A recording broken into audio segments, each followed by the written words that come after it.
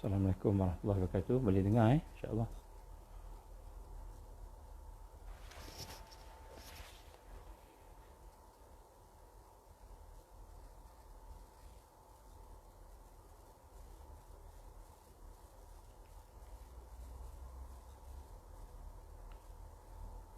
Alhamdulillah. Boleh dengar insya-Allah.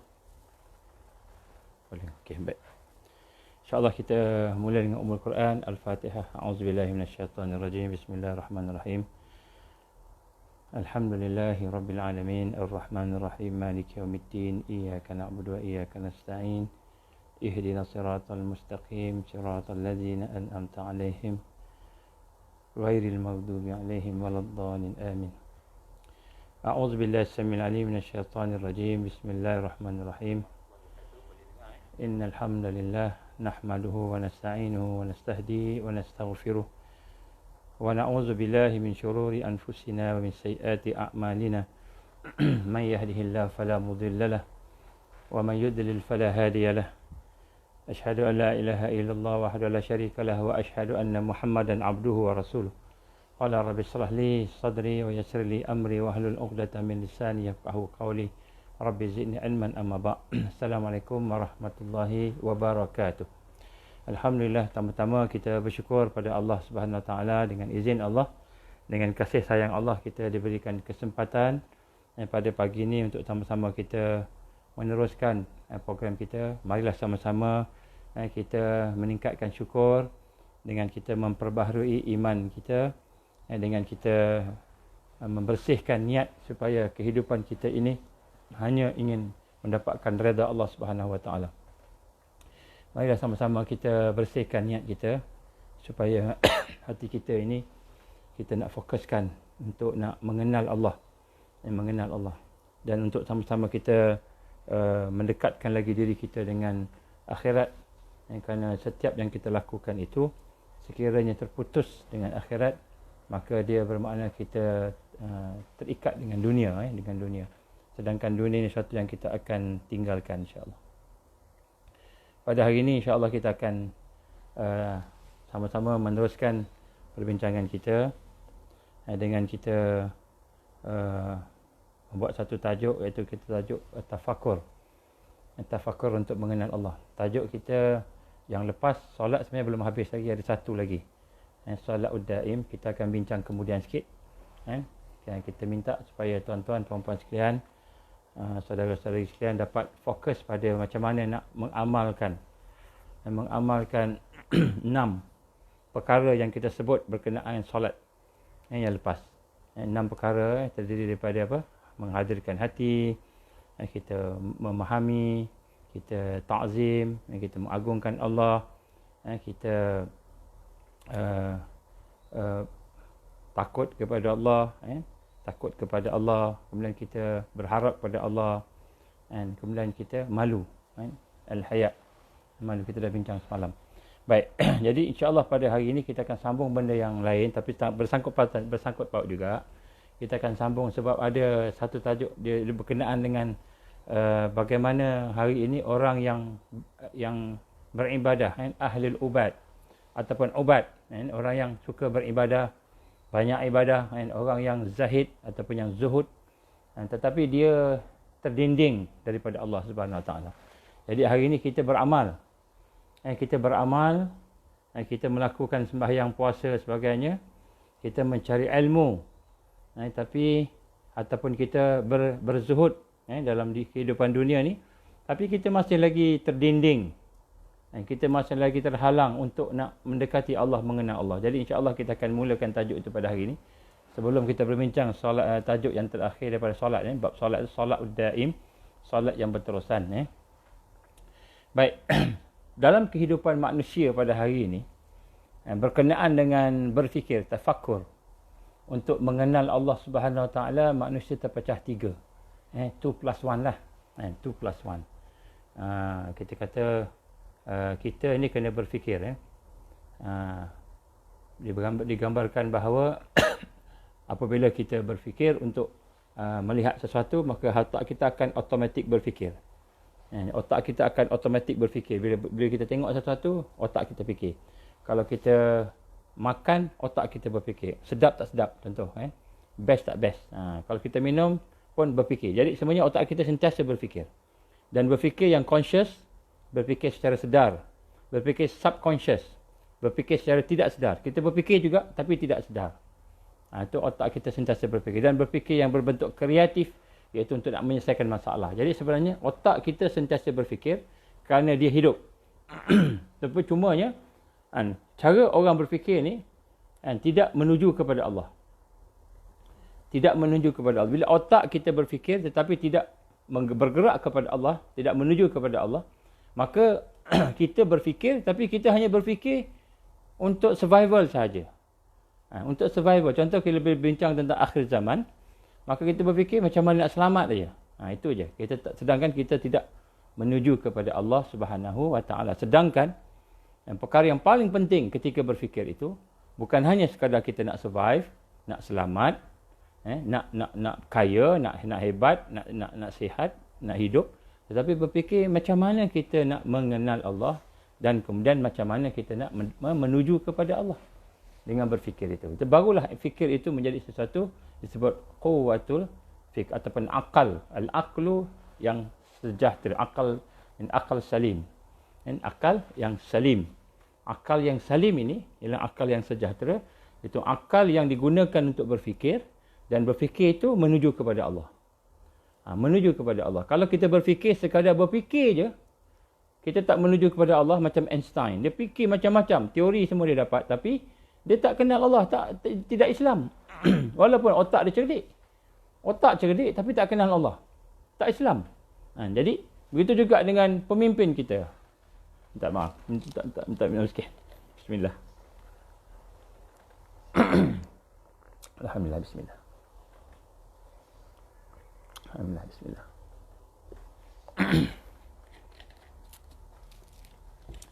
Alhamdulillah.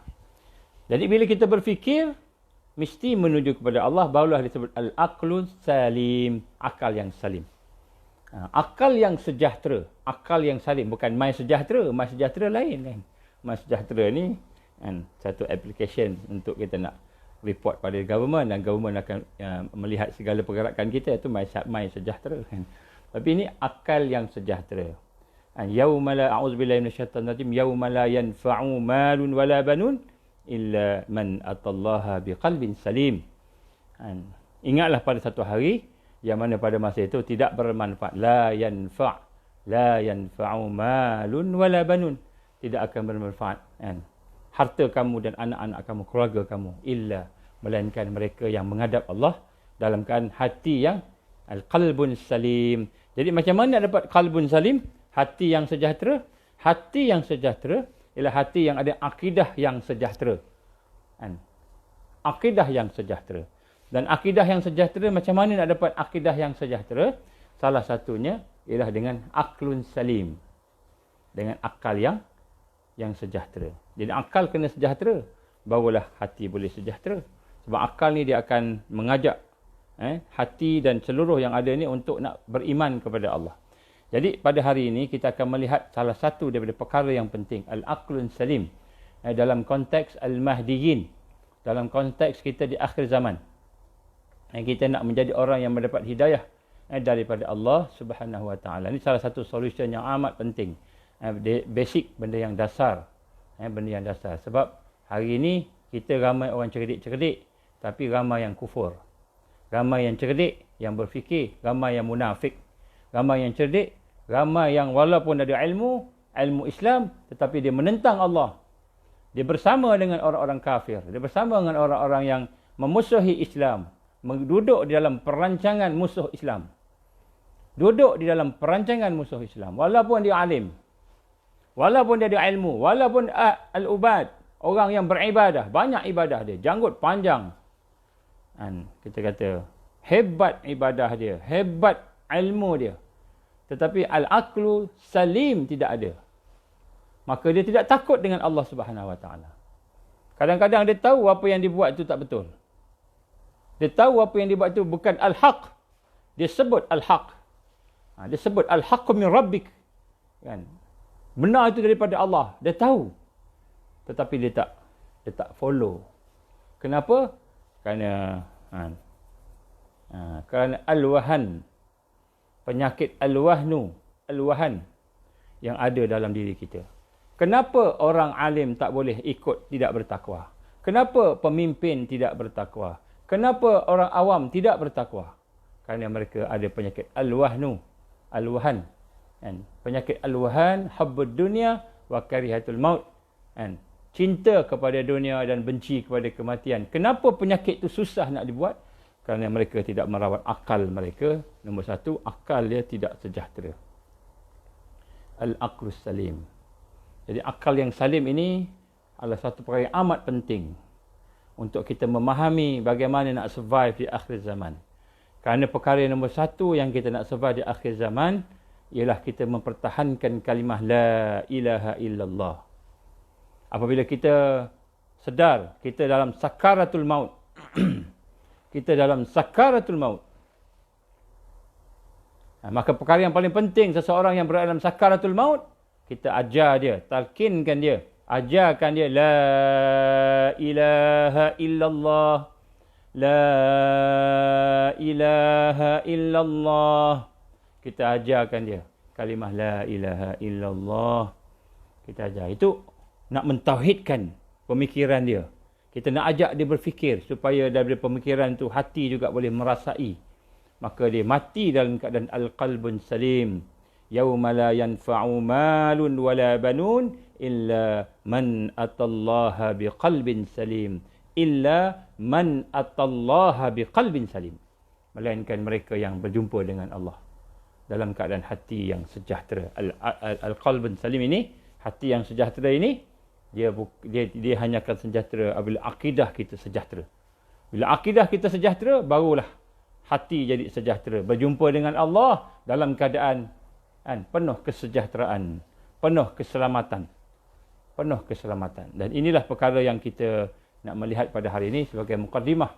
Untuk kita membina kekuatan kita, mestilah ada al-aqlun salim. Dan akal yang salim itu ialah akal yang berfikir. Dan berfikir untuk mengenal Allah dan mendekati Allah Subhanahu Wa Taala. Itu akal yang salim. Jadi akal yang salim yang amat diperlukan pada hari ini, diri kita, anak-anak kita, keluarga kita, kawan-kawan kita nak mengajak manusia berfikir supaya mengenal Allah dan supaya mereka mendekati Allah Subhanahu Wa Taala. Kerana hari ini kita fikir macam-macam. Keluar satu berita dalam Telegram ke Twitter kot. Menteri Mosti kita dah berjumpa dengan yang di Pertuan Agong.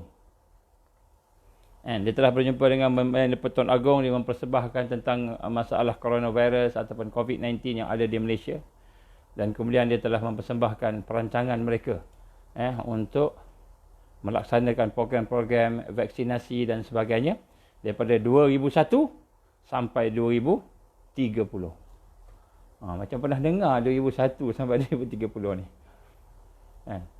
Dipanggil DISTIN. Program DISTIN 2021-2030. DISTIN. Dasar DISTIN. Dasar inilah dia punya kementerian lah. Macam nama dia DISTIN. DISTIN ni macam destinasi. Destinasi ni macam hala tuju. 2021 sampai 2030. Jadi Khairy Jamaluddin telah mempersembahkan kepada yang di Pertuan Agong bagaimana program vaksinasi dan sebagainya untuk menghalang program ini. 2001 sampai 2030 maknanya seolah-olahnya vaksin ni sampai 2030 lah. Lepas tu tak vaksin dah selamat. Jadi dia tersa. Jadi bila ada kawan-kawan tengok benda tu, dia rasa wah, ini dah macam fasatul akhir. Fasatul akhir. Tuan-tuan rahmati Allah Taala, maka tafakur itu ada dua macam. Berfikir untuk mengenal Allah itu ada dua macam. Sebenarnya bukan dua macam, tiga macam. Tiga perkara, tiga jenis. 2+1 lah. 2+1. Dua yang pertama kita, yang satu lagi itu anugerah Allah Subhanahu Wa Taala. Mereka yang telah dianugerahkan oleh Allah. Berfikir dengan anugerah Allah. 2+1. Baik, yang pertama sekali berfikir dengan tasdik wal iman. Tasdik wal iman. Berfikir untuk mengenal Allah dengan kita membenarkan dan kita meyakini dengan keimanan. Yang kedua, berfikir dengan kepada Allah dengan keadaan kita ini didinding oleh Allah Subhanahu Wa Taala. Didinding oleh Allah Subhanahu Wa Taala, iaitu orang yang terhijab, mahjubin. Berfikirnya orang-orang yang terhijab. Orang-orang yang terhijab. Saya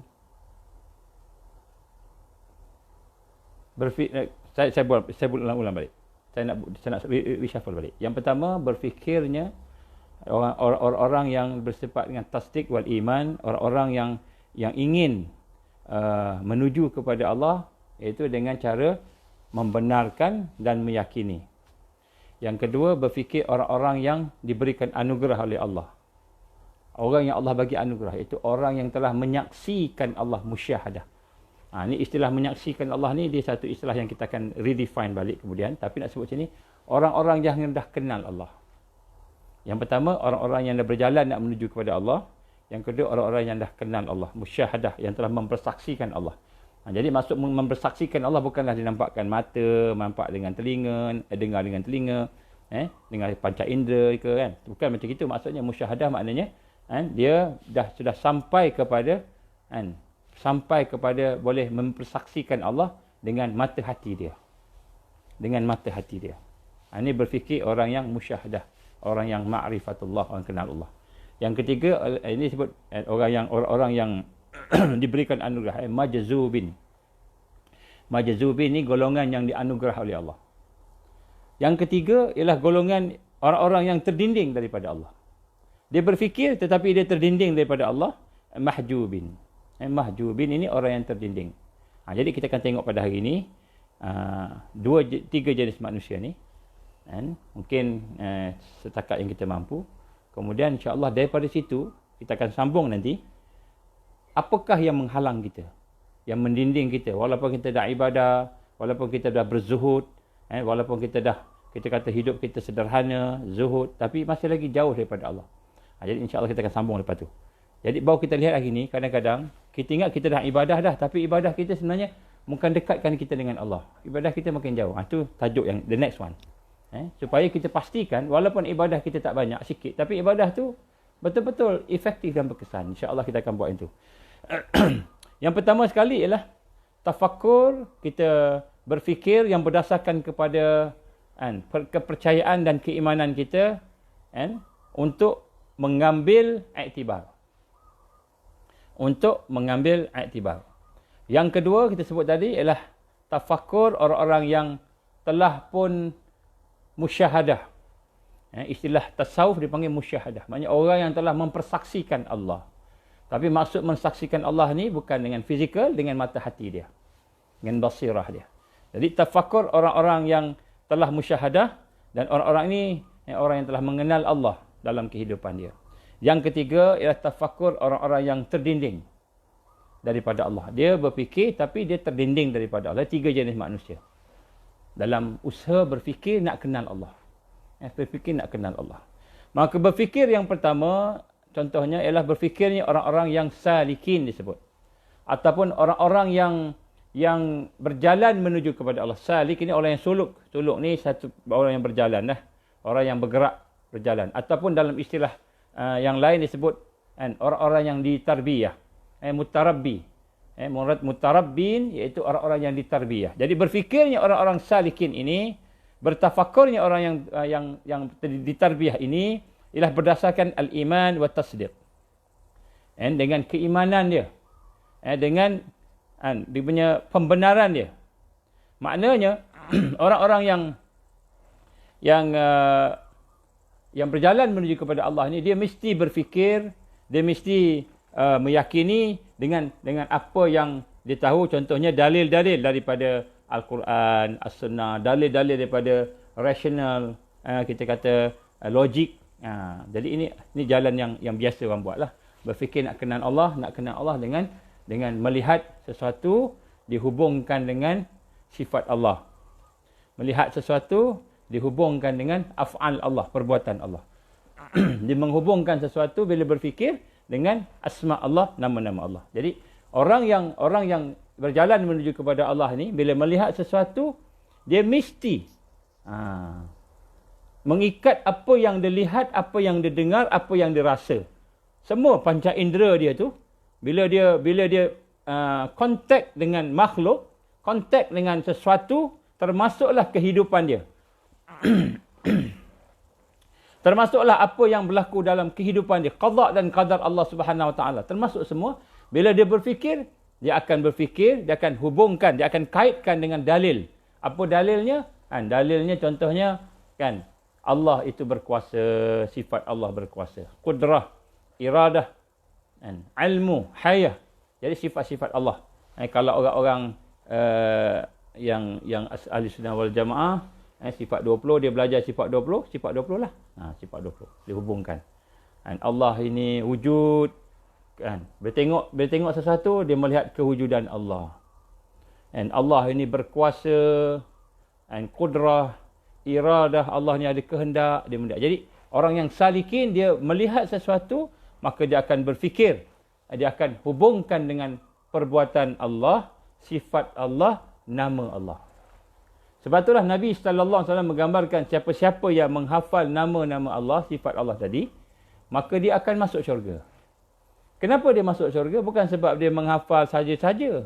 Tetapi bila dia menghafal nama-nama Allah, sifat Allah dan juga af'al Allah, perbuatan Allah, maka dia boleh hubungkan dengan apa yang berlaku di hadapan dia.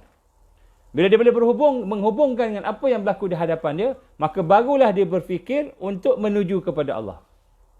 Barulah dia berfikir untuk nak mengenal Allah. Nak mengenal Allah Subhanahu Wa Taala. Dan bila mengenal Allah, maka barulah dia berfikir untuk nak mendekatkan diri pada Allah, nak beribadah pada Allah. Baru dia boleh berfikir yang tu. Sebab apa? Sebab dia menghubungkan. Kalau kita fikir je, kita tak ikat dengan akidah kita, dengan sifat-sifat Allah, nama Allah, perbuatan Allah tadi, maka kita tidak menghubungkan dengan Allah. Maka kita berfikir setakat kita sendiri, nafsu kita saja. Ini berfikir orang yang pertama. Jadi orang yang pertama ini, cara dia berfikir ialah maka dia akan menghubungkan dengan dalil-dalil yang dia belajar. Daripada ayat Quran, daripada hadis, daripada logik yang ada kat dia. Dia fikir, dia melihat sesuatu berlaku, maka dia ikat dengan Allah. Ini sifat Allah yang maha berkuasa. Ini sifat Allah yang maha indah. Maha indah. Contohnya apa? Dia dapat nikmat. Dia makan, boleh minum, boleh apa. Terus dihubungkan dengan Allah. Ya Allah, Al-Jamal, Ar-Rahman, Ar-Rahim. Bila melihat kekuasaan Allah, mengalahkan sesuatu contohnya, kan, Al-Jabbar. Ini sifat Allah ni Al-Jabbar. Contohnya, berlaku gempa bumi, berlaku banjir, tempat dia berlaku banjir. Tiba-tiba hujan lebat. Hujan lebat, kemudian banjir. Banjir semua tenggelam. Dia tak nampak hujan lebat dengan banjir saja. Dia nampaklah hujan lebat banjir itu, matanya nampak hujan lebat dan banjir. Tapi hati dia rasa ini sifat Allah Al-Jabbar. Allah yang maha mengalahkan. Kita tak nak banjir, tapi banjir juga. Ini sifat Allah yang maha berkuasa. Ini kudrah Allah. Jadi bila dia melihat perkara yang kita kata dia tidak boleh nak buat apa-apa dah, tak boleh buat apa-apa, hati dia terdetik Al-Jalal. Jalal Allah, Allah yang maha agung. Maka masa itulah baru dia baca doa. Minta ke Allah. Ya Allah, jadikanlah hujan ini hujan yang membawa rahmat. Ya Allah, dia pun baca. Ya Allah, jadikanlah bencana ini bencana yang membawa rahmat. Ya Allah, bencana membawa rahmat. Apa maksud bencana membawa rahmat? Bencana yang meningkatkan iman, meningkatkan kesabaran, meningkatkan kekuatan kita. Kan? Bukan bencana yang menjadikan kita lebih jauh daripada Allah Subhanahu Wa Taala. Berlaku satu ketika di Kelantan. Kan? Allah izin, sepatutnya masa tu, bulan tu bukan bulan banjir. Bukan bulan 12, bulan 11, bulan 1, bukan bulan banjir, tengah-tengah tahun. Maka mereka menanam tembakau. Orang Kelantan ni pada masa itu sebahagiannya menanam tembakau. So tembakau ni dalam masa beberapa hari atau beberapa minggu atau beberapa bulan, dia akan membesar dan boleh dituai. Jadi mereka menanam in such a way, bukan musim tengkujuh, bukan musim banjir, dan tempat tu pun tak banjir. Jadi dia tanamlah. Tiba-tiba Allah izin tempat tu banjir. Tenggelam semua tembakau. Yang ditunggu untuk nak tuai saja. Bismillah. Alhamdulillah. Jadi bila dituai tadi, banjir, tak sempat nak potong dia punya daun-daun tembakau, banjir. Maka marahlah orang-orang yang tidak boleh mengikatkan banjir tadi dengan Allah. Maka berlaku satu kejadian, seorang petani, mungkin dia rugi ratus ribu agaknya lah, wallahualam, saya tak tahu berapa dia rugi. Masuk dalam surat khabar. Maka dia ceritakan oleh kawan-kawan yang berada di situ, dia marah sangat hujan turun. Dia bawa dia punya parang panjang tu, dia pergi ke tengah ladang dia tu, ladang tembakau dia tu. Dia angkat parang panjang tu, dia cabar Allah. Dia tahu Allah turunkan hujan. Dia tahu Allah tu yang bagi banjir. Dia tahu Allah yang rugikan dia. Dia tahu. Tapi dia cabar Allah. Allah, kenapa kau turunkan banjir sekarang? Kenapa kau turunkan hujan? Kau tahu aku nak tuai tembakau ni. Kau tahu. Mari sini, turun sini. Gocoh dengan aku. Gocoh ni apa? Bergaduh dengan aku. Lawan dengan aku. Gocoh dengan aku. Siapa kita nak lawan Allah? Allah Subhanahu Wa Taala tak payah turun apa. Allah hantar dia punya makhluk yang kerdil. Namanya peti je. Sop kena peti. Dia duk cabar-cabar orang duk tengok ni. Daripada kedai ke daripada apa, nampak dia duk cabar Allah, angkat parang panjang dia ni. Angkat parang panjang, cabar Allah. Cabar Allah. Maka Allah hantar peti. Hantar peti, habis terbakar, mati. Ini orang Islam kita. Nak sebut sini, dia boleh melihat hujan, dia boleh melihat banjir, dia boleh melihat balak bencana, tapi dia tak boleh nak ikat dengan Allah. Yang ini Al-Jabbar. Allah yang maha mengalahkan. Allah al-iradah. Iradah ni sifat Allah. Sifat Allah ni, kehendak Allah ni, mengatasi kehendak kita. Kita nak tapi Allah tak mau bagi. Tak dapat. Kita tak nak tapi Allah bagi. Dapat. Bila kita melihat inilah kehendak Allah. Biiznillah, dengan izin Allah. Maka ketika itu, hati kita boleh dipujuk. Hati kita boleh tunduk. Jadi ini kita gambarkan. Orang yang menuju kepada Allah Subhanahu Wa Taala. Orang yang salikin, orang yang nak berjalan, orang yang duduk dalam tarbiyah. Cara berfikirnya bukan berfikir sahaja-sahaja. Tetapi berfikirnya mesti diikat dengan sifat Allah. 3 benda. Tuan-tuan, bila kita berfikir, melihat sesuatu, 3 benda. Yang pertama, af'al Allah. Yang kita lihat ni, af'al Allah, perbuatan Allah. Ini semua perbuatan Allah. Tak kira yang baik, yang buruk, perbuatan Allah. Kita nampak buruk. Tapi di sisi Allah baik. Maka itu perbuatan Allah. Kita tak boleh kecam. Sebab tu tidak boleh kita kecam kejadian Allah. Contohnya orang tu cacat, kita ejek-ejek dia cacat. Itu Allah jadikan dia cacat. Jangan kita ejek dia. Allah jadikan dia miskin. Jangan kita kutuk dia. Allah jadikan dia ada kekurangan, kelemahan sebagainya. Jangan kita ketawa-ketawakan dia. Itu perbuatan Allah. Kemudian kita hubungkan dengan sifat Allah. Kemudian kita hubungkan dengan nama-nama Allah. 3 ni. Jadi bila kita boleh hubungkan, maka berlakulah kita akan menjadi orang yang boleh berfikir atas dasar dalil, atas dasar logik, rasional, dan kita mengikatkan dengan nama-nama Allah tadi, maka barulah kita berfikir untuk menuju pada Allah. Untuk mengenal Allah. Jadi kita tengok hujan turun. Ini kena latih tuan-tuan. Yang ini kena latih. Sebab kita dilatih apa? Kita dilatih untuk sayang dunia. Mengenal dunia. Hubbud dunia. Mengenal dunia. Sayang dunia. Kita dilatih untuk melihat yang dekat. Tak melihat di akhirat. Tak melihat akhirat. Itu latihan masyarakat. Tarbiyah masyarakat hari ini. Tarbiyah masyarakat hari ini melahirkan manusia yang terputus dengan akhirat. Tak nampak akhirat. Itu tarbiyah masyarakat manusia. Sebab tu walaupun dia ada ilmu Islam, tapi tidak boleh nak bertakwa kepada Allah. Kerana terputus ilmu dia dengan Allah Subhanahu Wa Taala. Ya, sebab tu kita nak kena latih diri kita. Bila melihat sesuatu perkara yang berlaku, qada dan qadar, rezeki yang Allah bagi, rezeki yang Allah tahan daripada kita. Contohnya kita nak sihat tapi Allah bagi kita sakit. Allah tahan kesihatan kita, Allah tahan duit, Allah tahan keuntungan. Rezeki yang Allah tahan. ataupun segala perkara yang berlaku di hadapan kita hari ini, kita nak ikat dengan Allah Subhanahu Wa Taala. Barulah bila kita ikat dengan Allah Subhanahu Wa Taala, jadilah kita seorang yang salikin, seorang yang berfikir menuju kepada Allah, seorang yang mahu mengenal Allah. Barulah hati kita lama-lama akan kenal Allah, rasa. Kan? Kita dengar orang nak buat macam-macam dekat kita. Orang beriman di akhir zaman, Allah akan uji dengan berbagai-bagai ujian. Maka kita mendengar, kita nampak ujian daripada Allah. Kita nampak ini fitnah daripada Allah. Maka kita nak kena bersabar. Kita nak kena makin dekat dengan Allah, makin menyerah pada Allah. Bukan makin lawan Allah.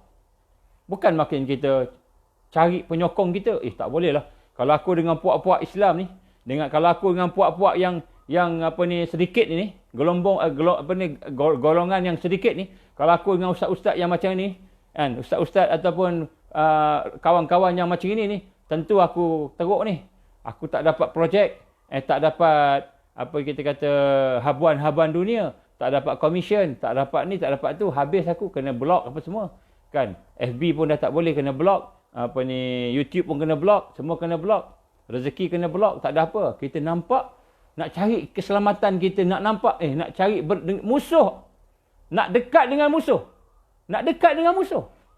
Nak cari perlindungan daripada musuh. Nak cari perlindungan daripada orang-orang yang kita nampak terang-terang bersama dengan musuh Islam. Yahudi dan Nasara. Walaupun kita tahu, tak apalah, aku berlakon je lah, berlakon je. Kita sanggup menipu diri kita sendiri.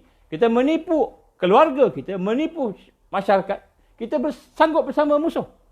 Kenapa? Kerana terputus daripada Allah. Sebab dia rasa musuh dia lebih kuat. Saya dah hantar tazkirah dalam FB tu kan. Kalau zaman Firaun, agaknya kita bersama Musa ke ataupun bersama dengan Firaun? Kan, semua cakap bersama Musa. Tapi nak kata sini, Musa miskin. Musa gembala kambing aja. Miskin.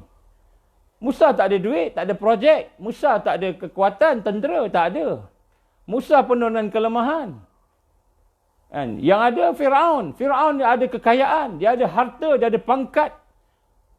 Dia boleh bagi duit, dia boleh gaji. Dia boleh bagi jusa ABC. Jusa ABC dia boleh bagi. Dia boleh bagi keuntungan projek. Kan? Kalau beli vaksin dapat 10%, dia boleh bagi 10% commission. Tuan-tuan rahmati Allah Subhanahu Wa Taala. Bersama Firaun atau bersama dengan Musa alaihissalam. Maka bila kita lihat balik, rupa-rupanya bersama dengan Nabi ni, bersama dengan Rasul, bersama dengan kebenaran Allah ni, susah. Hidup susah, dikejar, disakiti, dianiaya. Nabi Musa nak dibunuh, terpaksa melarikan diri, lari. Sampai tiba di tepi laut, berdepan dengan laut. Tak ada apa dah nak pergi bergerak, dah tak ada sampan ke kapal, tak ada. Akhirnya Allah selamatkan perintah. Pukul dengan tongkat, terbelah dua laut, barulah boleh berjalan. Masa tu macam mana? Semua susah. Begitulah. Di akhir zaman ini, kita akan berhadapan dengan suasana itu. Apabila kita boleh berfikir, tapi fikiran kita terputus daripada af'al Allah, terputus daripada asma Allah, sifat Allah, maka kita akan terputus daripada Allah. Kita akan melihat satu aspek aja, iaitu ad-dunya. Inilah sifat, inilah penyakit al-wahan. Penyakit al-wahnu, penyakit hubbud dunya. Cinta kepada dunia, sangat-sangat cinta pada dunia. Wa karihatul maut, dan benci kepada kematian, benci kepada akhirat. Ini yang kita gambarkan. Sebab tu keselamatan di akhir zaman terutamanya, walaupun kita kata kita ni, sebab apa saya sebut akhir zaman selalu tuan-tuan? Bila saya sebut akhir zaman ni, maknanya urgency. Macam contohnya kita ni dah nak matilah, ataupun contoh kita ni sebenarnya dah nak kiamat, nak mati dah kita ni. Ataupun kita dah sakit sekarang ni, nak menuju sakaratul maut. Kita sedang menuju sakaratul maut ni sekarang ni. Jadi apa yang kita nak sebut? Akhir zaman. Akhir zaman ni kita di peringkat sakaratul maut. Sakit. Tapi kita masih lagi mencari dunia. Bayangkan orang sakaratul maut. Orang dah nak mati dah. Dia punya nafas pun dah tak boleh dah. Tuan-tuan tahu ke bagaimana sakit sakaratul maut tu macam mana? Sakaratul maut ni, kan? masa-masa nak dekat mati tu, kan? Oksigen ni pun Allah dah bajet dah. Hanya tinggal katakanlah 0.5 mililiter. 0.05 liter. Sikit je oksigen. Tinggal sikit je. Jadi nak sampaikan pukul, katakanlah sampai pukul 11. Pukul 11 kita mati. Oksigen pada kita ni tinggal 0.05 liter, katakanlah. Kan? Jadi, bila kita sedut tu, kita nak sedut macam biasa, macam sekarang. Tak ada apa-apa kan? Tapi bila rezeki yang Allah bagi tu tinggal 0.05 liter, kan? Maka kita nak sampai pukul 11. Kan? Maka Allah akan bagi sikit. Itu yang kita sedut. Kita nampak orang nak meninggal dunia ni, sakaratul maut. Dia bernapas seperti bernapas ikan bernapas di darat. Kenapa? Digambarkan sahabat Rasul sallallahu alaihi wasallam. Salah seorang sahabat Rasul dia kata apa ketika nak meninggal disebut, aku bernapas seperti bernapas daripada lubang jarum. Mus'ab bin Umair, kan. Siapa sahabat tu saya sebut Aku bernafas seperti daripada lubang jarum. Maknanya dia sedut kuat-kuat tapi yang masuk oksigen tu sikit aja. Sebab tu kita nampak orang makin nak mati tu dia tercungap-cungap. Kenapa tercungap-cungap? Sebab rezeki dia dah tinggal sikit. Tinggal sikit. Dia mati pukul 11. Lagi 15 minit lagi lebih kurang. Tapi oksigen dia tinggal 500 ml aja. Maka Allah bagi sikit sampai pukul 11 stop. Masa tu jantung pun stop. Jantung punya rezeki untuk berdenyut pun stop. Mati. Kita di akhir zaman. Apa maksud akhir zaman? Kita di sakaratul maut. Kita sedang berada di sakaratul maut. Kita sedang berada di zaman mana kita di akhir. Adakah patut kita yang sedang sakit sakaratul maut ni, kita masih fikir lagi pasal rumah? Masih fikir lagi pasal tanah? Kan? Tengah-tengah, tanah aku. Mana tanah aku? Siapa nak tolong jual tanah aku ni? Aku dah sakit ni. Cerita pasal tanah. Cerita pasal kerja. Aku ada assignment lagi ni. Ada projek ni. Tak habis lagi ni. Aku ada projek. Ada 2 projek lagi tak habis. Ada bisnes lagi. Syarikat aku ni macam mana syarikat aku? Anak aku ni tak habis belajar lagi. Anak aku ni masih lagi tak habis belajar ni. Baru darjah 6. Baru tingkatan 1. Macam mana ni? Dah sakaratul maut. Nak fikir lagi pasal anak belajar tak belajar. Nak fikir lagi pasal harta. Nak fikir lagi pasal dunia yang kita nak tinggalkan. Tapi manusia yang berada dalam keadaan tertipu oleh sistem Dajjal lagi ni, dia tak rasa. Dia tak rasa yang dia sedang di akhir zaman. Dalam zaman yang mana dia akan akhir. Dia tak rasa. Maka dia tak rasa keperluan. Kenapa dia tak rasa keperluan? Kerana dia terputus daripada Allah Subhanahu wa ta'ala. Akal dia tidak sejahtera. Akal dia tidak salim. Dia tidak ada akal yang salim. Bila akal tidak salim, dia terputus daripada Allah. Bila terputus daripada Allah, maka dia tertipulah. Dia masih cari duit. Takut nak keluar fatwa yang sebenar. Takut nak keluar hakikat-hakikat fakta yang sebenar. Orang-orang alim kita, ulama kita, saintis kita, takut nak bercakap yang benar. Kenapa? Sebab kita sayangkan dunia yang kita nak tinggalkan. Dunia yang kita nak tinggalkan. Kenapa kita nak takut? Sedangkan bila kita berfikir semula, Allah Subhanahu Wa Taala lah yang menjadikan segala-galanya. Allah Subhanahu Wa Taala lah yang berkuasa ke atas segala-galanya. Kita mengaku dalam kalimah syahadah kita, la ilaha illallah, la ilaha illallah. Tapi kerana akal kita tidak berfikir begitu. Maka sebab itulah kita melihat di sini, orang-orang yang pertama ini, kita lah nak sebut sini orang yang salikin. Orang yang sedang menuju kepada Allah. Orang yang telah sedang duduk dalam tarbiyah. Mutarabbi. Orang yang sedang ditarbiyah. Maka hendaklah berfikir, menghubungkan sesuatu. Setiap sesuatu yang ada dengan sifat Allah. Dengan af'al Allah. Dengan sifat Allah. Dengan nama Allah. Jadi kita kena belajarlah apa sifat Allah tu. Kita kena belajarlah sifat 20. Kita belajarlah nama-nama Allah, asma 99 nama tu kita kena belajarlah. Kita kena tahulah nama Allah tu apa. Allah ni Ar-Raqib. Allah ni bukan Ar-Rahman Ar-Rahim aja. Allah ni ada Ar-Raqib, Al-Jabbar, Al-Mutakabbir, Al-Qahhar. Allah ada nama-nama dia yang hebat-hebat. Kita kena belajarlah. Al-Muntaqim, yang maha mengazab. Allah maha mengazab. Kita ingat hilang pekerjaan kita, hilang gaji kita, itu dah azab dah. Sebelum ini kita boleh praktis sebagai medik, doktor. Tiba-tiba dengan sebab kita bercakap fakta ini, kan? Kerajaan tarik kita punya lesen. Kita ingat ditarik lesen tu azab, kita ingat. Kita ingat diberhentikan kerja tu azab. Kita ingat kita sakit, ditangkap, dipukul, itu azab. Kita ingat itu azab. Sebab kita tidak berfikir tentang sifat Allah. Al-Muntaqim. Azab Allah ni maha hebat banding dengan sedikit ujian di dunia ini. Itulah maksud tanggungjawab amanah. Orang yang alim, yang belajar agama, wajib dia bertakwa kepada Allah lebih daripada orang lain. Orang yang belajar agama wajib bersifat warak lebih daripada orang lain. Bukan warak pakai kopiah, pakai jubah je. Jalan tunduk, itu bukan warak. Kalau hati kosong daripada Allah, itu hanya lakonan-lakonan sahaja. Dan boleh berlakon. Boleh berlakon. Malahan pelakon-pelakon yang ada dalam TV itu lebih pandai berlakon jadi ustaz dan imam. Boleh lebih pandai berlakon jadi mufti. Lebih pandai berlakon. Boleh membacakan ayat-ayat Quran. Boleh membacakan hadis. Pelakon-pelakon yang tidak ada ilmu Islam boleh berlakon dengan lebih baik daripada kita ataupun orang-orang yang alim tadi. Yang ada ilmu tadi. Boleh berlakon, boleh keluar fatwa. Tapi tak boleh berlakon, tak pandai berlakon lah. Tuan-tuan rahmati Allah. Kita ingat bila Allah tarik jusa kita. Bila Allah tarik gaji kita. Bila Allah tarik pangkat kita. Bila Allah tarik glamour kita. Maka itu azab. Kita ingat itu azab. Bukan, itu ujian daripada Allah Subhanahu Wa Taala. Azab ialah apabila Allah murka pada kita, dia buang segala hidayah. Dia tarik takwa kita.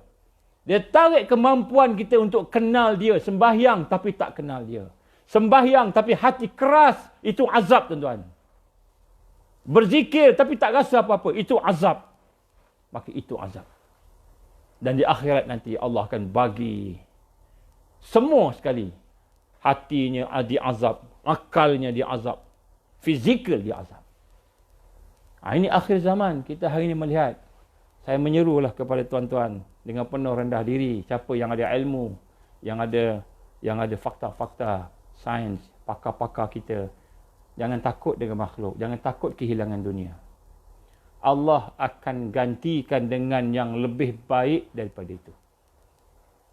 Apa yang lebih baik, tuan-tuan? Saya bagi satu contoh lah. Seorang yang berjuang pada jalan Allah dengan ikhlas,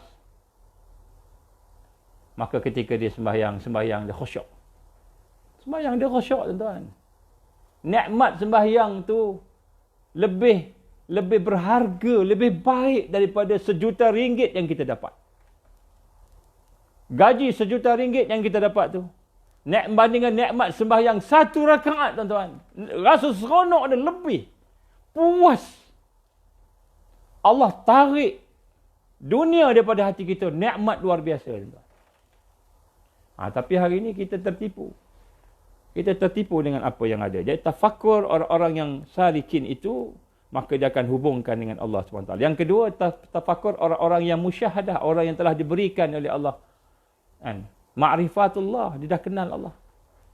Dia sebut sebagai majzubin. Majzubin ini orang-orang yang dianugerahkan oleh Allah. Orang-orang yang ditarik kepada Allah. Orang-orang yang didekatkan dengan Allah. Ini special manusia. Manusia yang special. Setengah-setengah kita mungkin ada di kalangan tuan-tuan, puan-puan. Mungkin dia bukan orang yang belajar Islam. Mungkin dia orang yang berdosa.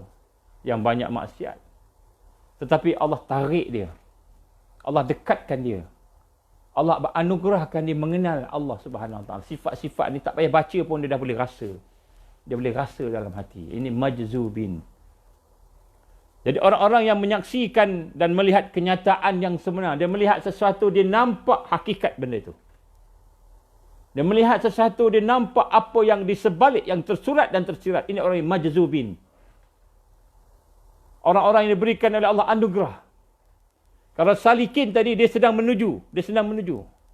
Sehinggalah satu peringkat Allah menganugerahkan dia mengenal Allah. Maka bila sampai kepada peringkat Al-Majzubin ini, maka pada ketika itu kita melihat sesuatu, kita nampak apakah hakikat dia. Kita nampak al-haq itu hak, yang batil itu batil. Kita nampak. Kita boleh pilih. Yang ini batil ni.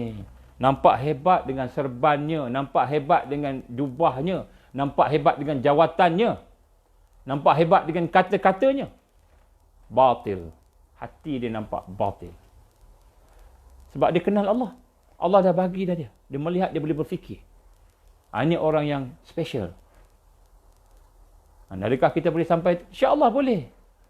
Tapi kita kena ikuti proses. Ada orang yang perlu ikut proses tarbiyah. Mungkin setahun, 2 tahun, 10 tahun, 20 tahun baru dia dapat satu perasaan mengenal Allah. Ada orang baru 1 tahun terus dapat dah. Terus Allah bagi dah. Allah ni Allah punya. Bukan kita punya. Kita tak boleh kata mesti ada ikut ni, tak semestinya.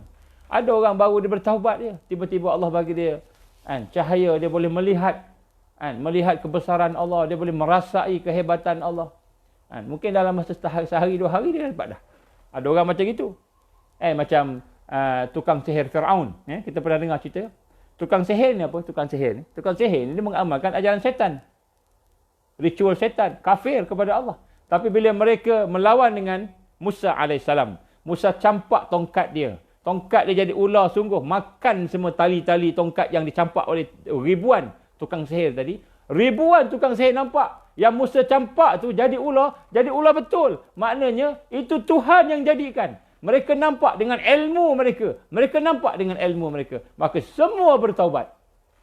Semua beriman. Kami beriman dengan Tuhan Musa dan Tuhan Harun. Maka kata Firaun, wahai tukang sihir, adakah kamu beriman sebelum aku izinkan kamu beriman? Ni pemerintah, penguasa, Firaun. Kamu nak cuti kena izin aku. Sampai kamu nak beriman dengan Musa pun kamu kena izin. Kamu nak keluar fatwa, boleh ke keluar fatwa? Aku tak izin fatwa ni. Aku tak boleh izin fatwa ni. Kau keluar fatwa? Maka pada ketika itu mereka berkata, kami beriman dengan Allah, kami beriman dengan Tuhan Musa dan Tuhan Harun. Maka ketika itu mereka ditangkap, dibunuh semua. Tetapi semua beriman. Allah nampakkan kebesaran Allah tadi, kekuasaan Allah, kenal Allah tadi. Dalam masa satu saat, 1 minit dia. Musa campak je tongkat, terus dia nampak. Dan dia ada ilmu. Dan hati dia terbuka. Ini betul. Ini bukan sihir. Ini adalah merupakan kuasa Allah. Kuasa Tuhan. Kami beriman dengan Tuhan Musa. Kami beriman dengan Tuhan Harun. Tukang sihir beriman. Semua beriman. Semua ditangkap. Disilangkan tangan. Disilangkan kaki. Dipotong tangan kaki. Kemudian dibiarkan mati. Tapi dengan ilmu mereka boleh berfikir, mereka nampak Allah. Ini majzubin, orang yang Allah bagi nampak. Kita mungkin dah duduk berapa tahun-tahun dengan dalam usrah lah, dalam halakah lah, program macam-macam program kita pergi, tak sir lah macam-macam. Tapi hati kita masih tak kenal Allah Subhanahu Wa Taala. Tapi kita perlu lagi teruskan. Baik, jadi orang-orang yang majzubin ini adalah orang yang diberikan anugerah oleh Allah ini, mereka menyaksikan dengan ilmu yang Allah bagi, mereka melihat kekuasaan Allah. Mereka menampak Allah. Jadi berfikirnya orang yang salik itu, orang-orang yang sedang berjalan menuju Allah dengan dalil. Sebab itu kita kena belajar dengan dalil. Dengan ilmu.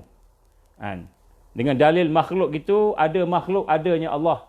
Kita melihat hujan, kita merasai kekuasaan Allah. Melihat hujan, merasai kekuasaan Allah.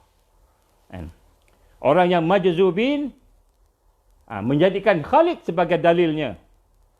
Sebaliknya. Jadi orang yang diberikan anugerah, orang yang dah kenal Allah, yang musyahadah, yang telah mempersaksikan Allah dengan mata hati dia. Dia menengok hujan, dia melihat hujan, maka dia nampak Allah yang menurunkan hujan. Dia tak melihat hujan, baru teringat Allah. Tak. Dia dah ingat Allah dah. Dia dah kenal Allah. Hati dia dah kenal Allah. Fikiran dia dah kenal Allah. Bila melihat hujan, dia nampak ni perbuatan Allah. Allah yang turunkan. Dia kenal Allah dah. Dia nampak banjir. Mula naik atas rumah dia. Harusnya apa sebagainya, tsunami apa dia nampak semua. Dia dah kenal Allah. Dia dah terikat dengan Allah. Dia sentiasa berzikir kepada Allah. Sentiasa dalam keadaan bersama Allah. Kan? Bila melihat banjir, dia dah melihat Allah yang beri banjir. Allah bagi banjir. Dia tak nampak banjir baru teringat Allah. Itu orang salikin. Tapi orang yang kenal Allah, yang musyahadah, dia banjir datang tu. Banjir datang tu, sebelum tu dia dah ingat Allah dah. Dia dah kenal Allah dah. Sebelum tu dia dah mengetahui sifat-sifat Allah, af'al Allah, perbuatan Allah, nama-nama Allah. Dia dah tahu dah. Jadi bila berlaku satu kejadian, maka dia dah tahu ini daripada Allah. Daripada Allah. Dia Allah, inna lillah, Allah, daripada Allah. Dia apa rasa? Dia tengok ini, dia melihat sesuatu, dia merasai daripada Allah. Sebab hati dia dah kenal Allah. Hati dia kenal Allah. Kita bagi contoh, tuan-tuan. Contohnya kita katalah, sepotong roti. Roti kita nak makan, roti canai ke, kan. Jadi kita, orang yang salikin ini, kan, orang salikin ni, dia tengok roti, kan, maka dia berfikir bahawa dalam roti ni ada tepung, ada susu, ada gula, ada margarin dan sebagainya. Walaupun dia tak pernah melihat tepung, jenis apa tepung tu? Tepung tu jenis apa dia pakai? Tepung jenis apa? Ataupun dia tak tahu susu jenis apa, cap junjung ke, susu apa ke, kan. Walaupun tak pernah melihat tepung, susu dan sebagainya, jenis apa, warna dia, syarikat mana dia beli. Tapi dia percaya sumbernya mesti ada tepung, kan, ada gula ataupun susu, ada air. Contohnya ada pelanta, kalau roti canai. Contoh. Jadi, orang yang salikin, bila melihat sesuatu, dia akan nampak dia punya, apa isi dia. Apa yang mengisi dia. Maka pada ketika itulah, bila dia melihat sesuatu, maka dia akan melihat Allah, perbuatan Allah. Kan? Perbuatan Allah. Bila dia melihat gunung, melihat pokok, langit, keluarga dia, perkara yang berlaku, maka dia akan melihat ini tentulah ciptaan Allah. Allah, bukti Allah dia. Allah yang maha besar, maha pencipta, maha berkuasa. Sebab dia terputus. Hati dia terputus daripada Allah. Hati tidak bersama Allah. Tapi bila datang benda tu, Allah. Ini daripada Allah ni. Macam itu, kan. Baru dia daripada Allah ni. Tapi kalau hati dia dah sentiasa bersama Allah, sentiasa tunduk pada Allah, menyerah pada Allah, sentiasa dalam keadaan, kita kata berzikir pada Allah, sentiasa. Nanti kita akan bincang macam mana nak berzikir sentiasa. Sentiasa dalam keadaan mengabdikan diri kepada Allah. Dia melihat, orang-orang yang salikin tadi, dia melihat roti baru nampak. Ni, dia orang yang majzubin ini contohnya. Dia telah diperlihatkan tepung. Maknanya sebelum roti itu dibuat, sebelum roti canai itu dibuat, dia dah tengok dah tepung. Dia dah tengok dah gula, air, pelanta, margarin sebagainya. Dah tengok dah. Jadi bila roti itu keluar, dia dah tahu, dia dah tahu dah. Dalam ni ada yang dia nampak tadi. Itu majzubin. Dia dah kenal roti sebelum roti dibuat. Sebelum roti itu dibuat, dia dah kenal lah. Dalamnya ada gula, dalamnya ada tepung, dalamnya ada susu, dalamnya ada pelanta. Contohnya, dia dah tahu dah. Jadi orang yang salikin ni, orang yang tidak mengenal Allah lagi ni, baru menuju pada Allah ni, dia melihat, dia kata mesti ada. Daripada sumber-sumber yang aku faham ni, roti ni mesti tepung. Contohnya, dia belajar lah. Dalil. Dia kata dalil daripada Quran lah, daripada mana kan. Ini dalil. Daripada sumber makanan ni, mesti ni ada tepung. Walaupun tak tahu tepung tu tepung apa. Tapi orang yang majzubin ini, orang yang dianugerah tadi, sebelum buat roti tu, dia dah pergi belakang kedai dia. Kan? Dah jumpa dengan tuan, dah kenal dengan tuan dia. Kemudian dia pun tengok masak macam mana. Dia pun tengok, ni lah tepung guna. Oh, ni tepung dia. Inilah tepung dia. Oh, inilah gula CSR ni. Oh, ni guna gula merah. Oh, okay. Dia dah tahu dah. Jadi bila roti tu dibuat, dia dah boleh bayang dah apa benda yang dalam tu. Dia dah boleh tahu dah. Sebenarnya daripada sekian. Ni beza. Beza orang yang dianugerahkan oleh Allah tadi. Dan bukan sahaja daripada, kita kata daripada tepung, setakat air, gula, garam dan sebagainya. Tetapi dia dah melihat dah bahan-bahan nak buat roti tu. Dia melihat dah bahan-bahan nak buat roti. Inilah majzubin, iaitu mereka yang dah kenal Allah, dah kenal sifat Allah, af'al Allah, perbuatan Allah, nama Allah, mereka dah kenal dah. Jadi bila datang satu berlaku satu peristiwa, dia melihat peristiwa itu, dia melihat dengan kacamata arif dia, kenal dia kepada Allah tadi. Maka benda itu akan menyentuh hati dia. Lebih kuat daripada orang yang baru nak berfikir, baru nak berzikir, baru nak teringat Allah Subhanahu Wa Taala. Macam kita lah. Macam itu. Baik. Jadi orang yang telah kenal Allah, makrifat dengan Allah, dia telah melihat dan merasai Malahan mungkin dia dah rasa dah tepung tu, dah rasa dah tepung. Oh, tepung rasa macam ni. Garam, oh rasa macam ni. Dia dah rasa dah. Maka pada ketika itu, dia akan lebih mengenal roti itu daripada orang yang salikin. Ini beza. Ni, tapi dia dua berfikir. Contohnya juga ialah orang-orang yang salikin, orang-orang yang baru nak berjalan daripada Allah tadi. Dia melihat roti, maka dia kata roti ni adalah perbuatan tukang roti. Katalah Maniam. Maniam orang India. Maniam Muslim lah. Katalah kita kata Abu Bakar buat roti canai. Katalah bukan orang yang orang Islam lah. Maniam ni maksudnya mungkin bukan Islam kan. Katalah orang Islam buat. Abu Bakar. Maka apabila dia melihat roti tadi, maka dia tahu roti ni dibuat oleh siapa? Tukang buat roti. Mungkin nama pun dia tak tahu. Orang salikin. Mungkin dia kenal daripada kedai kan. Restoran Abu Bakar. Begitu kan. Tapi orang yang majzubin, orang yang telah Allah anugerahkan kepada dia mengenal Allah, makrifat pada Allah, dia musyahadah menyaksikan Allah. Kita akan buat tajuk musyahadah nanti. Menyaksikan Allah, macam mana kita nak bermusyahadah dengan Allah ni. Kemudian di maknanya dia telah kenal kepada tukang buat roti. Dia kenal Abu Bakar tu. Dah kenal Abu Bakar. Abu Bakar kawan baik dia. Dia kenal isi hati dia sebagainya. Dia ni kalau buat roti, dia boleh siap cerita. Dia ni kalau buat roti, dia akan mandi sunat. Kemudian solat sunat 2 rakaat. Kemudian selepas tu dia akan baca Fatihah. Sekurang-kurangnya 3 kali. Kemudian dia akan minta ke Allah, ya Allah berkatilah apa yang aku buat ni, kerja aku. Kemudian dia akan sambil buat tu dia akan berzikir. Mula-mula sekali dia akan istighfar. Lepas tu dia akan selawat sambil menguli roti. Lepas tu dia akan doa, ya Allah engkau berkatilah orang yang makan roti aku ini. Dia akan berdoa. Jadi orang yang kenal kepada tukang buat roti tu, dia boleh cerita. Kan? Boleh bercerita. Bukan roti tu saja, dia boleh cerita tukang roti tu. Sifat dia macam mana. Sebelum buat roti macam ini. Macam saya dia kenal seorang tukang buat kuih di Pulau Pinang.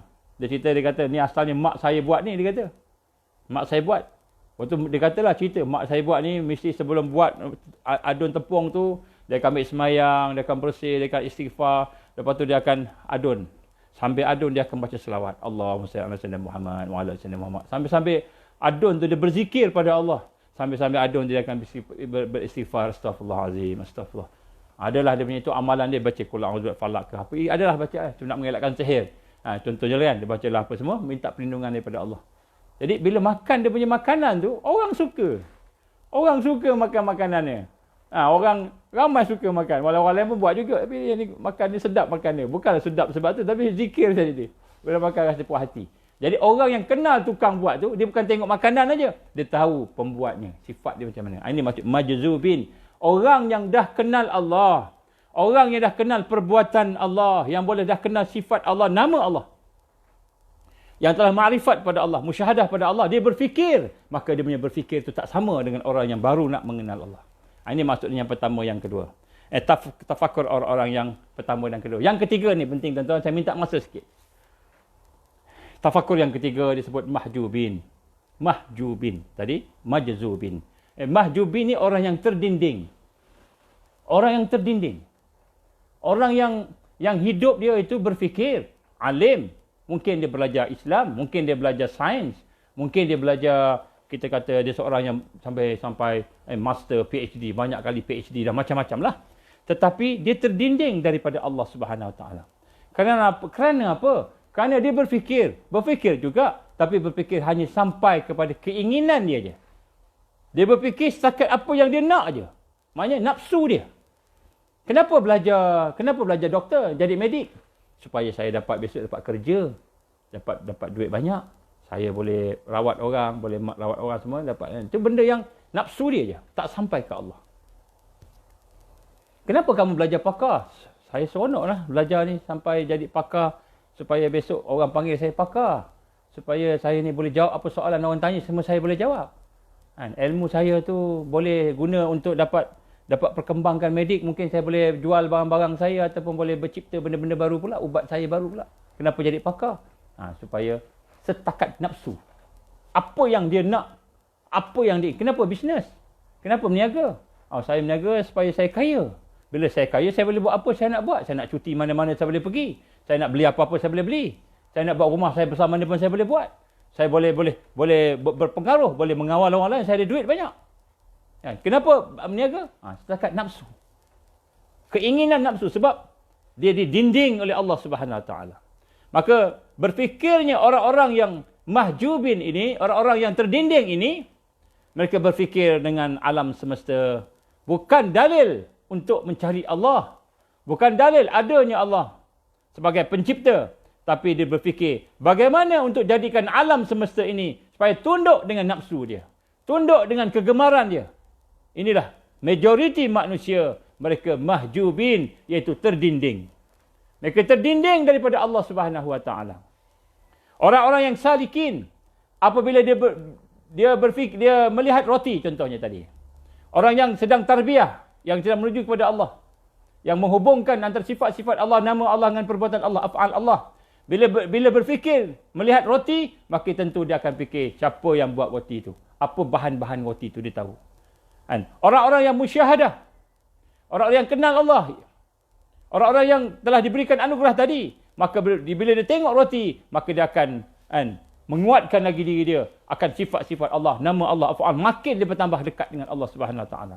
Tetapi orang yang mahjubin, orang-orang yang terdinding daripada Allah, bila dia berfikir tengok roti, dia fikir apa? Macam mana nak makan roti ni? Roti ni sedap tak sedap?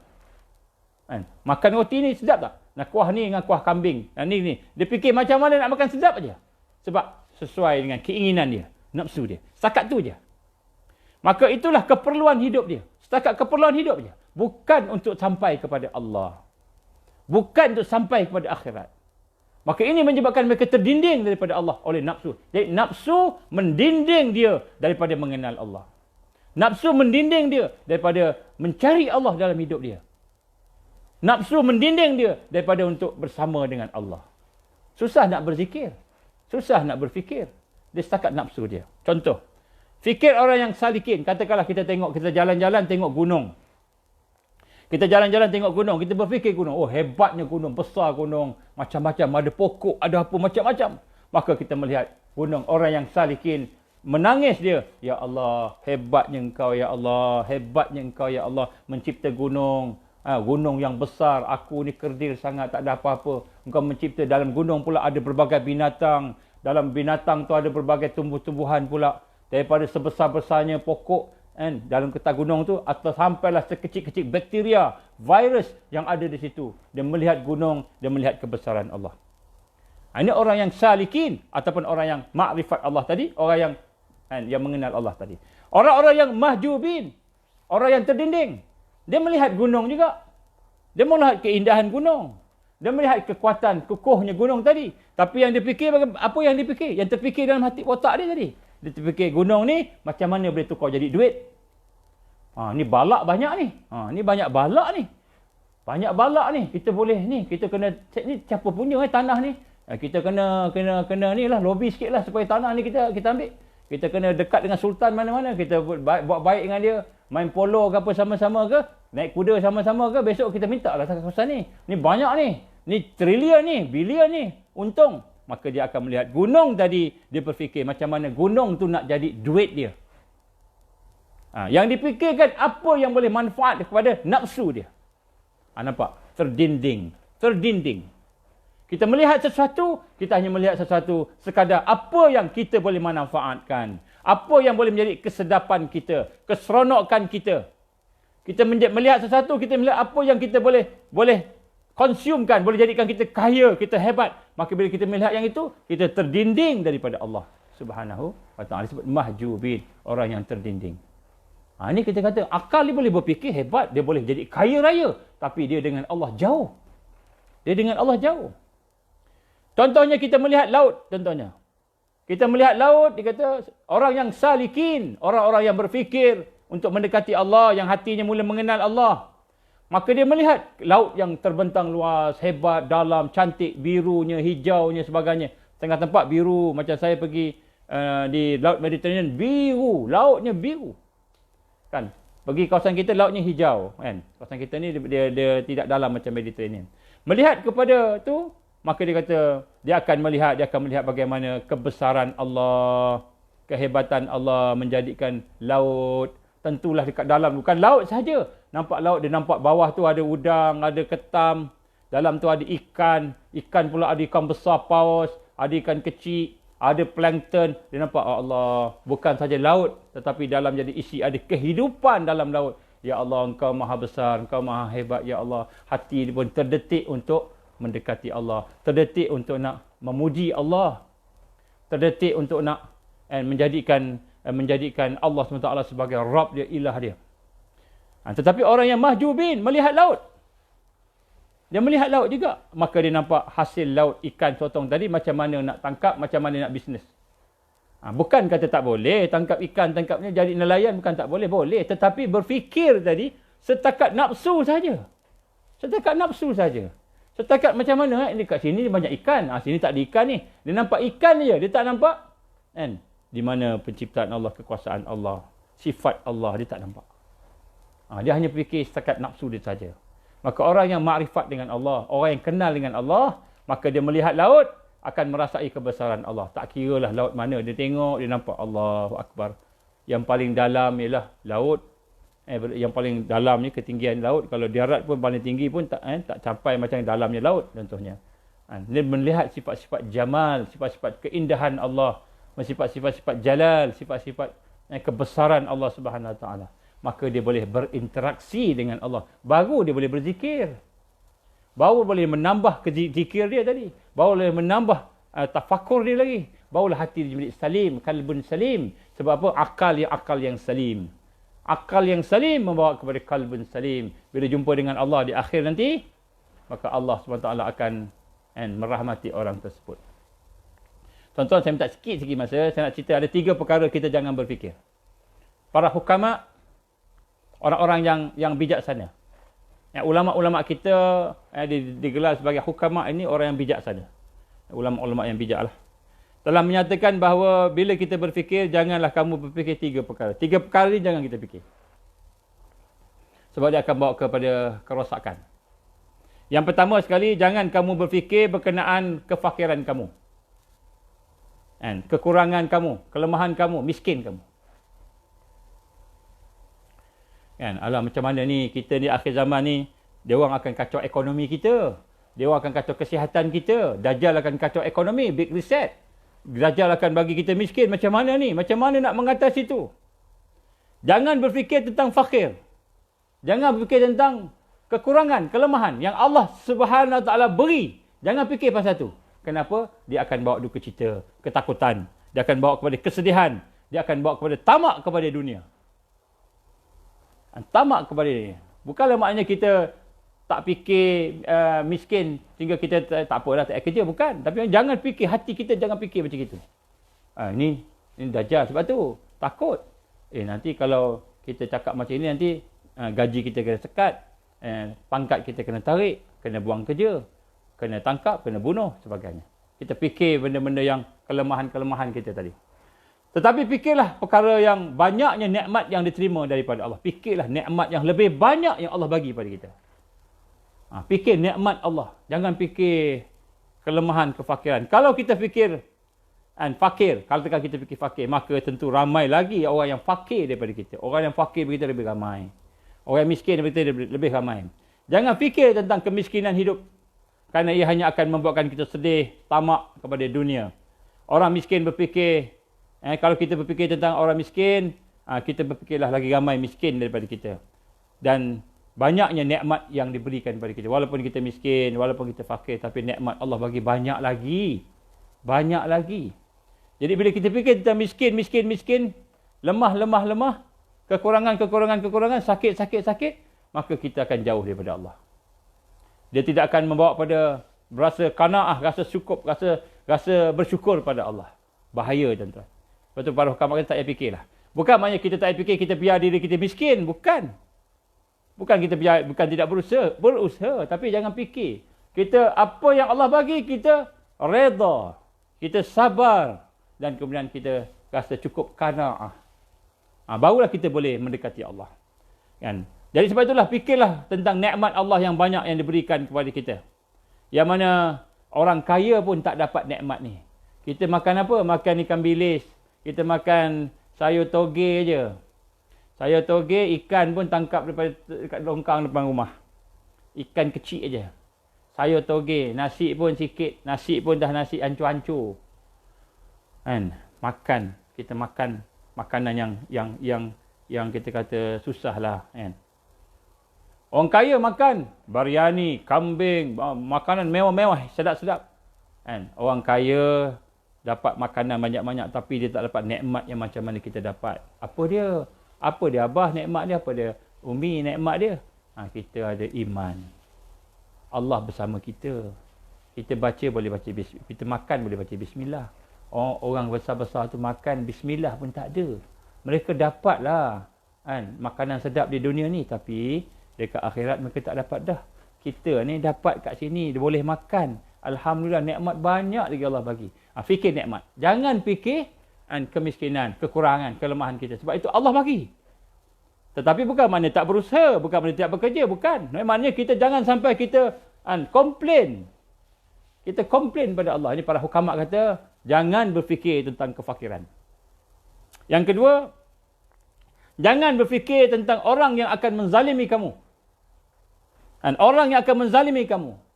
Kerana kezaliman orang kepada kamu itu adalah perkara yang kita tak boleh buat apa-apa. Itu semua kehendak Allah Subhanahu Wa Taala. Ni Dajjal nak datang ni. Tentera nak datang ni. Vaksin nak datang ni. Nanti kita kena inject macam mana ni. Jangan fikir tentang zaliman orang pada kita.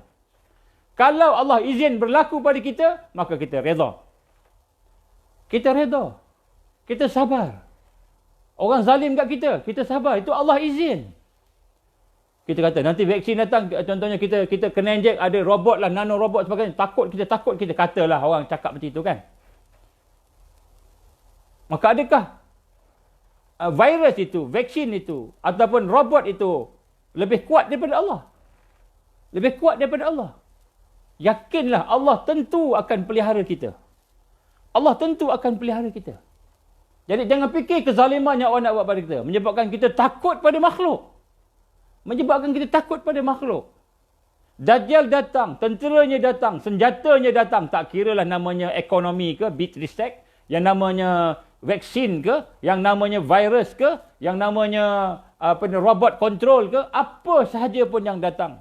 Mereka menzalimi kita. Allah tahu tak? Allah tahu.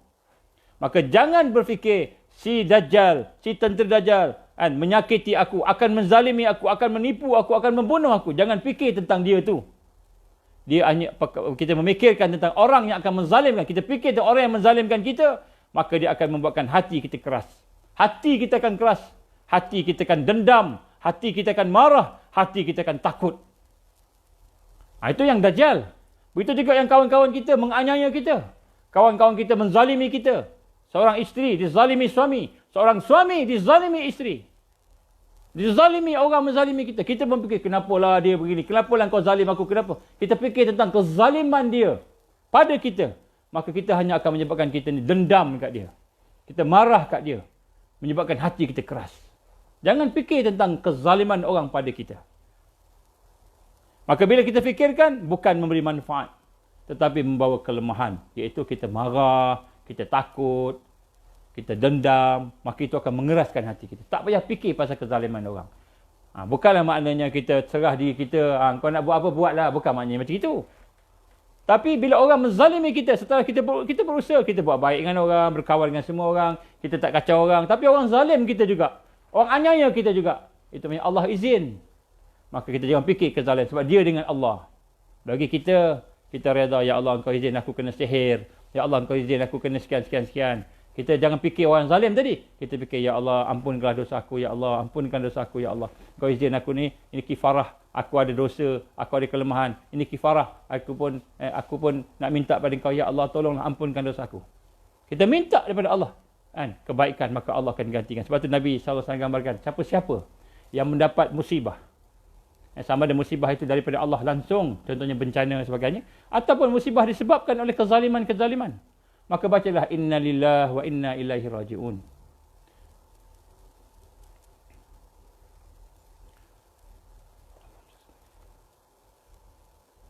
Sesungguhnya segala daripada Allah dan kepada Allah lah semua itu akan kembali. Allahumma ajirni fi musibah. Allahumma ajirni fi musibah. Ya Allah, kau ganjarkanlah aku daripada musibah ini.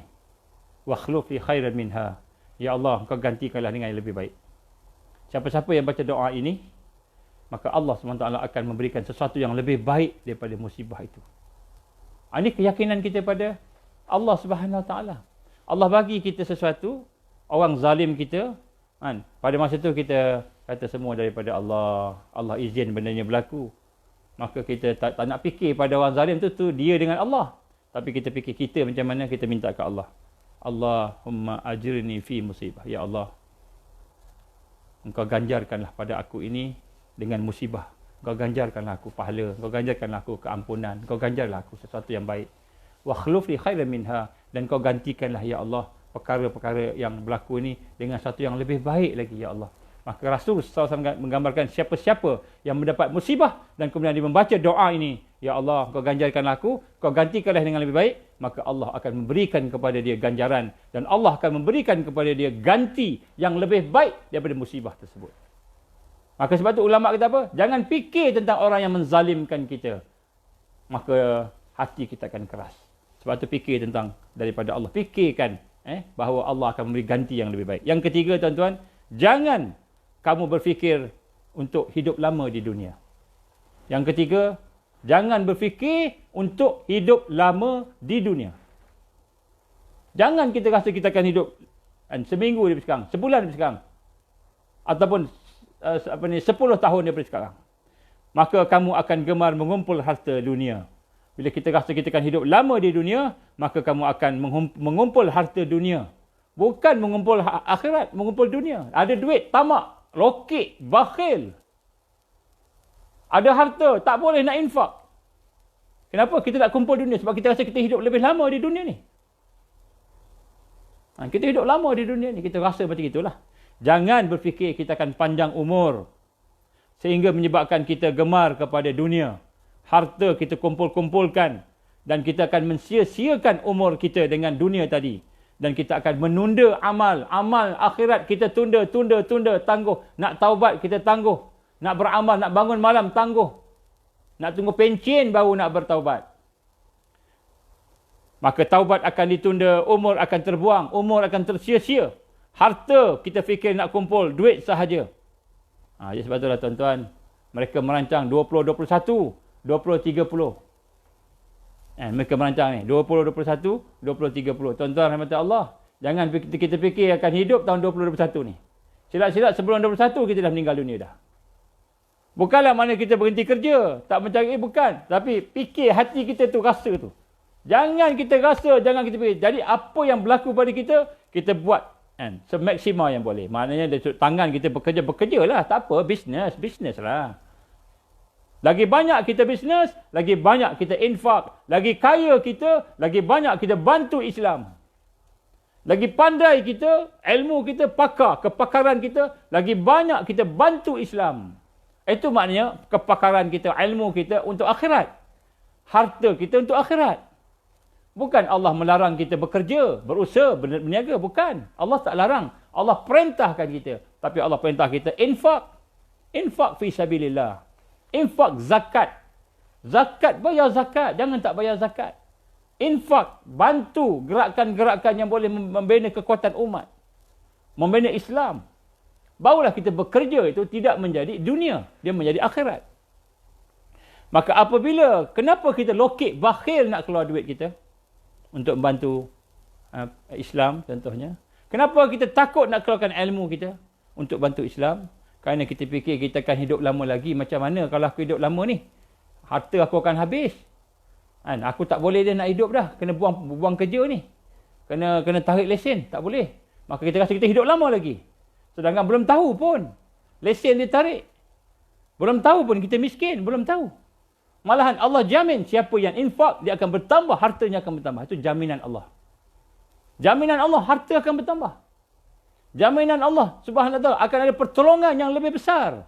Bila mereka yang infak, lagi besar kita menginfak. Lagi besar, lagi perkara yang kita paling sayang sekali. Kita infak pada jalan Allah. Kita bantu gerakan-gerakan yang membina kekuatan Islam. Maka lagi sayang benda tu pada kita. Lagi kita bagi, maka Allah lagi sayang pada kita. Kita dapat kasih sayang Allah yang lebih daripada orang lain. Ada cerita di Amerika. Ada seorang ni, dia miskin. Dia homeless. Dia homeless. Jadi satu hari dia homeless, tak ada duit. Orang buat NGO buat charity untuk kutip dana lah. Dia datang, dia jumpa, ada kebetulannya ada TV, ada TV. Apa ni, ada channel nak ambil gambar orang yang derma lah. Ni berlaku di Amerika kan. Jadi dia ada $4 je, dia ada $4. Dia bagi $2. $2 dia bagi. Maka orang tanya dengan dia, kan? Kenapa kamu bagi $2? Kenapa tak bagi $1 ke 50 sen ke, kan? Kamu ada $4 je. Kan? Dia kata apa? Dia kata, saya ada 50% untuk saya, 50% untuk orang yang susah. Untuk orang susah. Ni orang bukan Islam ni, orang bukan Islam. Kan? Maka benda tu masuk dalam TV, viral, the whole America. Maka satu gerakan, kan, bagi donate 50%. Macam itulah lebih kurang lah. Tapi tak ingat demi gerakannya. Akhirnya yang miskin tu, orang lantik dia sebagai koordinator, dia dah jadi kaya raya sekarang ni. Jadi kaya raya. Saya tak ingat. Dia berlaku kat Amerika. Baru-baru jugalah, tak lama sangat. Tuan-tuan mati Allah SWT, kan, jangan fikir kita hidup lama di dunia. Tapi fikirlah, segala yang ada di dunia ni kita nak jadikan sebagai amal akhirat. Maka kita nak pelihara harta kita, kerja kita, fikiran, akal kita, masa kita, semua tu untuk kita jadikan sebagai sesuatu yang akan membantu kita di akhirat kali ini, insya-Allah. Jadi itulah insya-Allah tuan-tuan untuk pada hari ini. Saya pun dah masa dah lebih dah ni daripada yang sepatutnya, sebab tajuk ni agak sensitif dan besar daripada orang yang bergerak di akhir zaman terutamanya. InsyaAllah pada esok kalau ada kesempatan dan ada umur, kita akan sambung sikit tentang bagaimana orang-orang yang terdinding daripada Allah ini. Walaupun dia ibadah, kan, ubat, ahli ibadah, banyak ibadah, tapi dia tidak, kan, dia terdinding daripada Allah. Walaupun dia zuhud, tapi terdinding daripada Allah. InsyaAllah kita akan bincang tajuk besok. Mudah-mudahan ini akan membina kekuatan kita untuk berhadapan dengan suasana-suasana yang ada. InsyaAllah tuan-tuan mati Allah. Saya mohon ampun sekiranya apa yang saya sampaikan ni ada kelemahan-kelemahan. Aku liqali hadza astaghfirullah azim. Kita baca doa Rabitah insya-Allah. A'udzubillahi minasyaitonir rajim. Bismillahirrahmanirrahim. Alhamdulillahirabbil alamin wassalatu wassalamu ala asyrafil anbiya'i wal mursalin wa ala alihi washabbihi ajma'in. Allahumma innaka ta'lam anna hadhihi al-qulub qad istamat ala mahabbatik wa taqat ala ta'atik wa tawahadat ala da'watik wa ta'ahadat ala nusrati syari'atik. Fasikillahumma rabitataha wa adimutaha wa hdiha subulaha wa amla'aha min dhikri alladhi la yakhfu wa syarra suduraha bi faidil iman bik وجمل التوكل عليك وأهيها بمعرفتك وأمتها على شهادتك في سبيل يا الله إنك نعم المولى ونعم النصير اللهم يا مقلب القلوب ثبت قلوبنا على دينك وعلى طاعتك وعلى جهاد في سبيلك لا إله إلا أنت سبحانك إنا كنا من الظالمين اللهم اختم علينا يا الله بحسن الخاتمة ولا تختم علينا يا الله بسوء الخاتمة ربنا لا تزغ قلوبنا بعد إذ هديتنا وهب لنا من لدنك رحمة إنك أنت الوهاب ربنا أتمم لنا نورنا واغفر لنا إنك على كل شيء قدير ربنا اغفر لنا ذنوبنا وإسرافنا في أمرنا وثبت أقدامنا وانصرنا على القوم الكافرين ربنا هب لنا من أزواجنا وذرياتنا قرة أعين واجعلنا للمتقين إماما يا الله يا رحمن يا رحيم يا حي يا قيوم برحمتك نستغيث اللهم اجعلنا من المؤمنين حقا اللهم اجعلنا من المتقين حقا اللهم اجعلنا من المحسنين حقا اللهم اجعلنا من المقربين اللهم اجعلنا من الواسلين اللهم اجعلنا من العارفين اللهم اجعلنا من المحبين اللهم اجعلنا من الصديقين والشهداء والصالحين اللهم اجعلنا من المهديين ربنا آتنا في الدنيا حسنة وفي الآخرة حسنة وقنا عذاب النار وصلى الله على سيدنا محمد وعلى آله وصحبه وبارك وسلم سبحان ربك رب العزة عما يصفون والسلام على المرسلين والحمد لله رب العالمين سبحانك اللهم وبحمدك أشهد أن لا إله إلا أنت أستغفرك وأتوب إليك بسم الله الرحمن الرحيم والعصر إن الإنسان لفي خسر إلا الذين آمنوا وعملوا الصالحات وتواصوا بالحق وتواصوا بالصبر وبالله التوفيق والهداية السلام عليكم ورحمة الله وبركاته. Mohon sebar-sebarkan insya-Allah